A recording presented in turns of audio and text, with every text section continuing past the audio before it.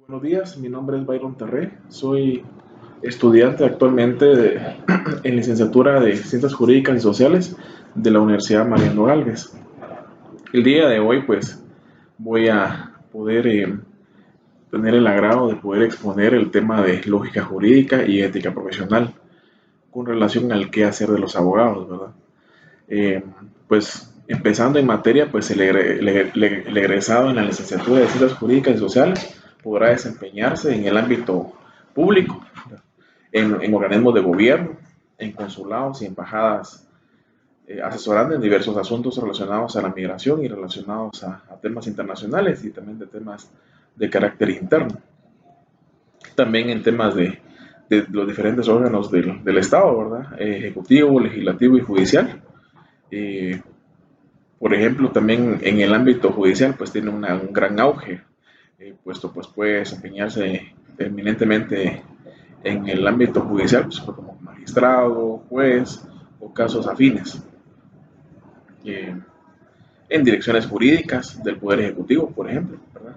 Como ministro de la Suprema Corte de Justicia, en equipos de investigación pública, como docentes en instituciones públicas en los diferentes niveles educativos, entre otros. A continuación voy a poder exponerles a ustedes los diferentes perfiles que ocupan los abogados. Asesor o técnico jurídico, ¿verdad? Es decir, son aquellos profesionales de carácter jurídico que pueden prestar en diferentes unidades administrativas de cada institución, como por ejemplo en el área administrativa financiera, en el área jurídica, en el área de infraestructura física, entre otras. Así también el abogado puede desempeñar en el ámbito de recursos humanos el manual de especificaciones de clasificación de la Oficina de Servicio Civil, por dar un ejemplo, ¿verdad? Otro de los puestos o perfiles que puede también ocupar un abogado, ¿verdad? Es asesor jurídico, asesores a funcionarios del Estado en general. En el estudio, pues, se puede también tomar en consideración la formulación o resolución de asuntos en diversos campos del conocimiento científico, de la hermenéutica jurídica. Dirige o supervisa aquellas actividades que realicen en una entidad de asesoría, asesora la celebración de contratos de diferentes naturaleza necesarias para la ejecución de programas, proyectos de trabajo comprendidos en las actividades de la dependencia. Establece criterios para definir los procedimientos para la ejecución de los proyectos, obras o estudios que pueden realizar las unidades encargadas responsables de las mismas. Elabora dictámenes, proyectos de acuerdos, reglamentos, otros documentos técnicos administrativos para la aprobación, ejecución y evaluación de las obras o programas a realizar.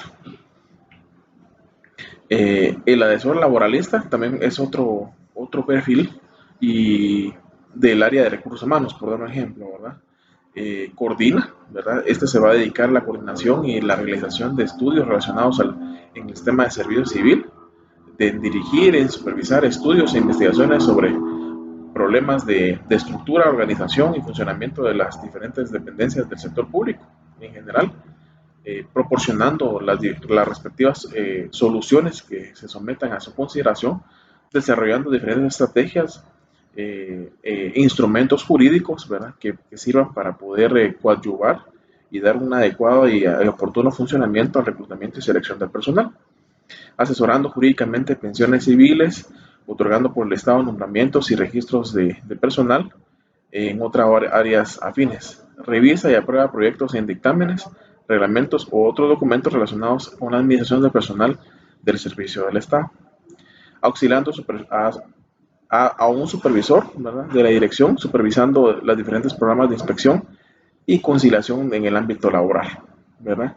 Viendo el tema de la inspectoría, etcétera, ¿verdad?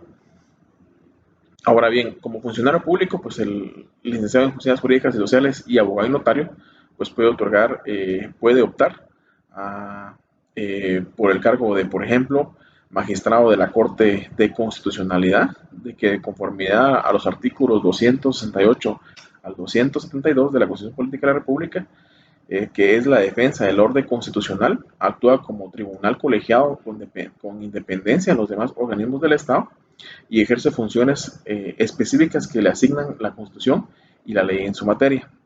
La independencia económica de la Corte de Constitucionalidad será garantizada por un porcentaje de los ingresos correspondientes al organismo judicial. También puede optar a, por ejemplo, presidente de la Corte Suprema de Justicia, regulado en los artículos 205, 207 y 209 de la Constitución Política de la República, la Ley del Organismo Judicial en su decreto 2-89 y la Ley del Servicio Civil del Organismo Judicial, decreto número 48-99. Para cumplir sus objetivos, el organismo judicial no está sujeto a ninguna subordinación alguna de ningún organismo o autoridad. Solo la Constitución Política de la República y las leyes, ¿verdad?, afines. Las funciones jurisdiccionales del organismo judicial corresponden fundamentalmente a la Corte Suprema de Justicia y los demás tribunales que en ella están subordinados en virtud de las reglas de competencia y con razón del grado. Así también puede desempeñar como funcionarios en la Corte de Apelaciones, juzgados de primera instancia, juzgados de paz, tribunales especializados o de jurisdicción privativa. Otro puesto que se puede adoptar también son los jueces y magistrados, encargados de administrar e impartir justicia en forma imparcial y objetiva según los lineamientos de la Constitución Política de la República y las leyes nacionales. Existen también otras auxiliares en la administración que el abogado y notario puede desempeñarse como profesional, por ejemplo, en el Tribunal Supremo Electoral, en el Ministerio de Gobernación, del lado ejecutivo, por ejemplo, ¿verdad?, que es el encargado de formular las políticas y hacer cumplir el régimen jurídico relativo al mantenimiento de la paz y el orden público.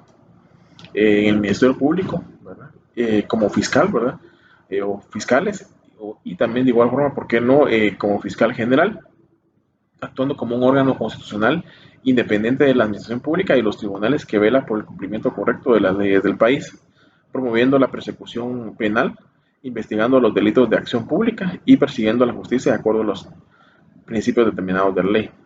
El Instituto Nacional de Ciencias Forenses tiene como objetivo la prestación de servicios de investigación científica forense de forma independiente, emitiendo dictámenes técnicos científicos sobre las evidencias recabadas.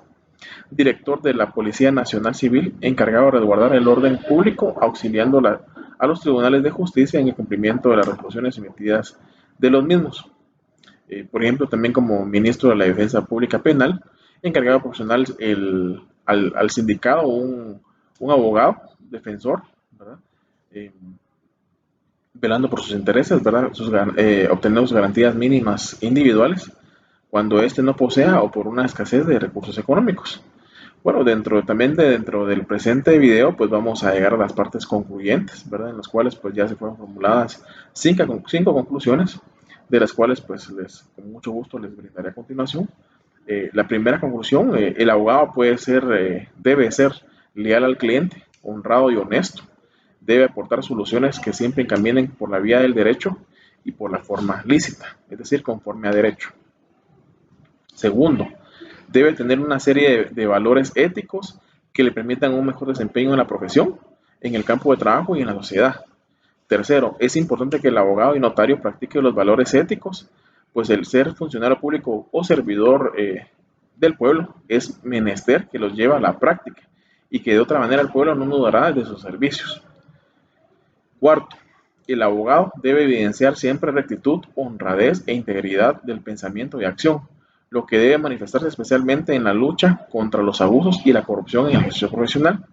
Y quinto, la función del abogado se debe a la sociedad y por supuesto al cliente, dirigiéndose a la búsqueda en todo momento de la justicia, al caso concreto donde se procede, deben enmarcar en el comportamiento ético profesional. Pues esto es básicamente, queridos compañeros, el video que a continuación pues comparto. Que tengan un buen día y Dios los bendiga. Mucho gusto.